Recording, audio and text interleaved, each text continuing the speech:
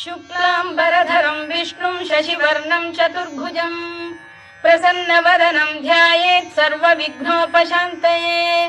व्यासं वसिष्ठनप्तारं शक्तेः पौत्रमकल्मषं पराशरात्मजं वन्दे शुकतातं तपोनिधिं।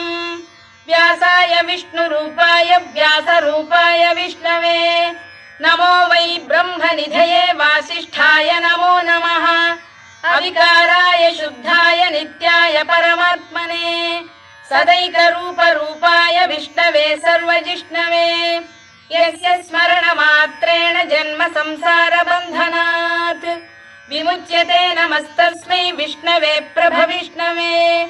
ॐ नमो विष्णवे प्रभविष्णवे। श्रीवैशम्पायन उवाच श्रुत्वा धर्मानशेषेण पावनानि च सर्वशः युधिष्ठिरः शान्तनवं पुनरेवाभ्यभाषत।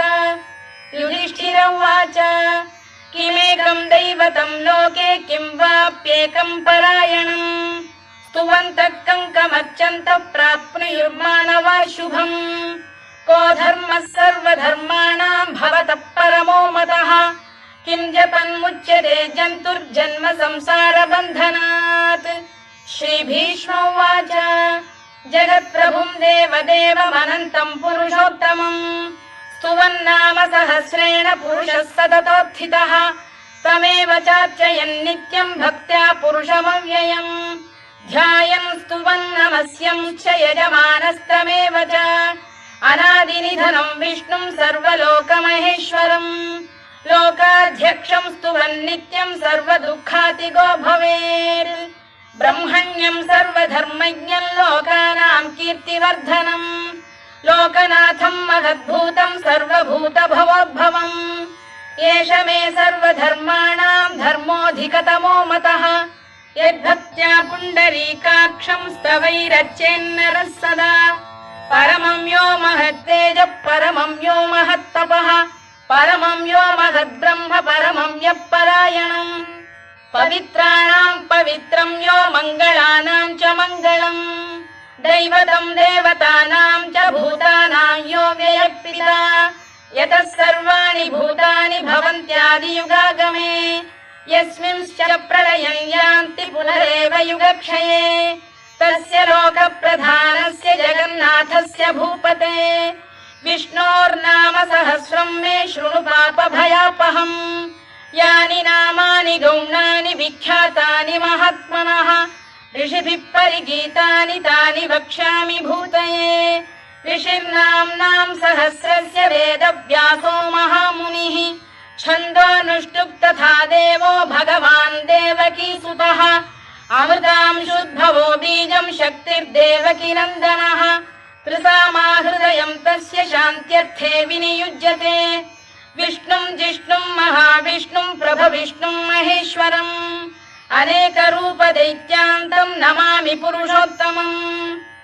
अस्य श्रीविष्णोर्दिव्यसहस्रनामस्तोत्रमहामन्त्रस्य श्रीवेदव्यासो भगवान् ऋषिः अनुष्टुप्-छन्दः श्रीमहाविष्णुः परमात्मा श्रीमन्नारायणो देवता अमृतांशुद्भवो भानुरिति बीजम् देवकीनन्दन श्रेष्ठेति शक्तिः उद्भवः क्षोभणो देव इति परमो मन्त्रः शङ्खबृन्नन्दकी चक्रीति कीलकम् शार्ङ्गधन्वा गदाधर इत्यस्त्रम् रथाङ्गपाणिरक्षोभ्य इति नेत्रम् त्रिसामासामरः सामेति कवचम् आनन्दं परब्रह्मेति योनिः ऋतुः सुदर्शनकाल इति दिग्बन्धः श्रीविश्वरूप इति ध्यानम् श्रीमहाविष्णुप्रीत्यर्थे सहस्रनाम जपे विनियोगः।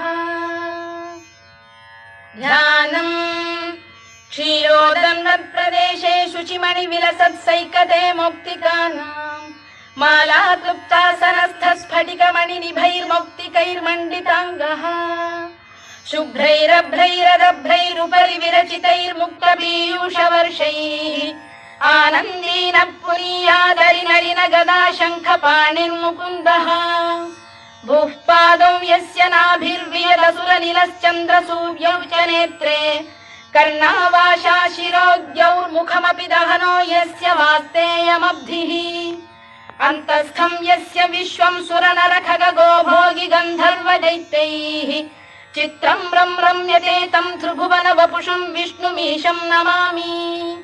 ॐ नमो भगवते वासुदेवाय। शान्ताकारं भुजगशयनं पद्मनाभं सुरेशं विश्वाधारं गगनसदृशं मेघवर्णं शुभाङ्गम् लक्ष्मीकान्तं कमलनयनं योगिधृध्यानगम्यं वन्दे विष्णुं भवभयहरं सर्वलोकैकनाथम्। मेघश्यामं पीतकौशेयवासं श्रीवत्साङ्कं कौस्तुभोद्भासिताङ्गम् पुण्योपेतं पुण्डरीकायताक्षं विष्णुं वन्दे सर्वलोकैकनाथम्।